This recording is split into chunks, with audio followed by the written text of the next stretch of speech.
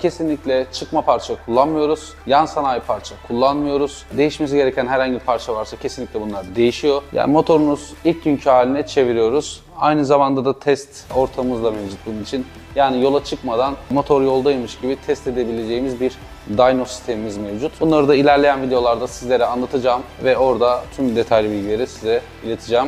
Bizi izlediğiniz için teşekkür ederim. Güncel videolardan haberdar olmak için YouTube kanalımızı takip etmeyi unutmayın. motosikletgarajı.com hesabından da bizlere ulaşabilirsiniz. Sağlıcakla kalın.